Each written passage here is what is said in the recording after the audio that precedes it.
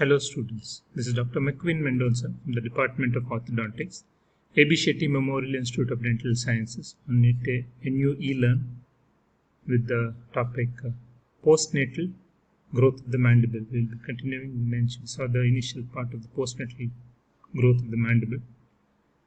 I mentioned to you about Melvin Moss, who gave the theory, the functional matrix theory, and how he considers each portion of the mandible as microskeletal units. So after the first year of life, appositional growth is active at the, we saw this earlier, the appositional growth is active at the alveolar border, where I mentioned to you the plus sign indicates deposition, the minus sign indicates resorption. And that the arrows indicate the direction of the growth of the mandible. After first year of life, these changes occurs. The condyle shows considerable activities. Mandible moves and grows downward and forward. Appositional growth occurs on the posterior border of the ramus and on the alveolar process that increases the height of the mandible. And resorption occurs along the anterior border of the ramus, lengthening the alveolar border and maintaining the anterior-posterior dimension of the ramus. This is seen in the Enlow's V principle as well. Although a single bone, the mandible can be divided functionally into and developmentally into subunits. Postnatal development can be better understood by studying growth of these units. That is, the body of the mandible, where we can see in the picture here, the alveolar process, the condyles, the two condyles which form part of the TM joint, the temporomandibular joint, the ramus, the lingual tuberosity with the chin, the angular process, and the coronoid process. Now we come to the condyle. Condyle is a special interest because it is a major site of growth. The condylar cartilage is a secondary cartilage which makes an important contribution to the overall length of the mandible. There is some controversy about the growth of the condyle. Various anatomists and researchers have their own theories about the condyle, the growth of condyle.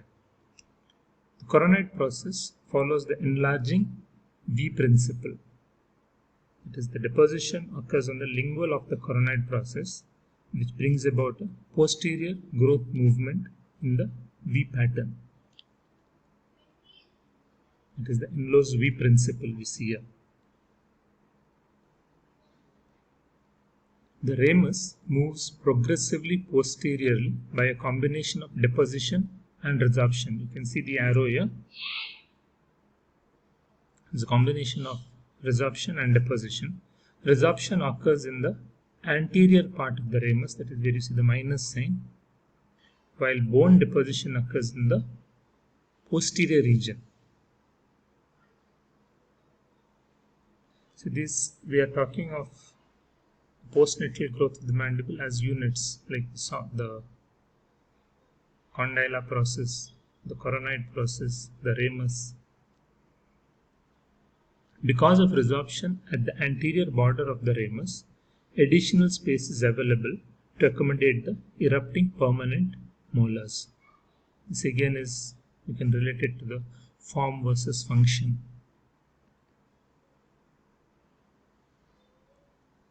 The body of the mandible, the body grows in 3 dimensions.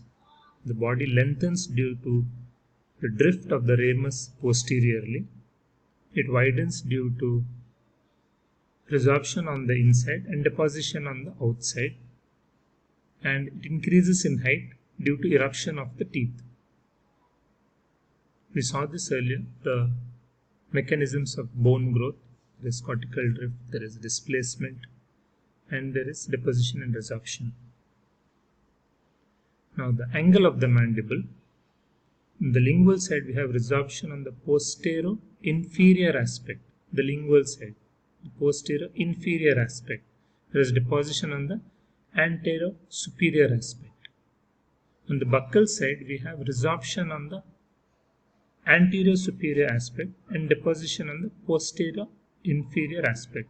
This results in flaring of the angle of the mandible as age advances. We'll see a picture at the end as to how the growth happens as age advances, or how changes occur, not growth, how changes occur. Coming to the alveolar process, it develops in response to the presence of tooth buds. If you heard earlier, the teeth are in a matrix with the alveolar process.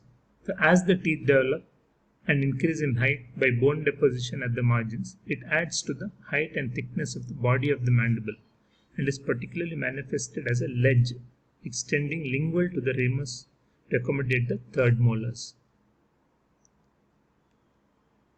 The mandibular foramen drifts backward and upward by deposition on the anterior and resorption on the posterior part of its rim.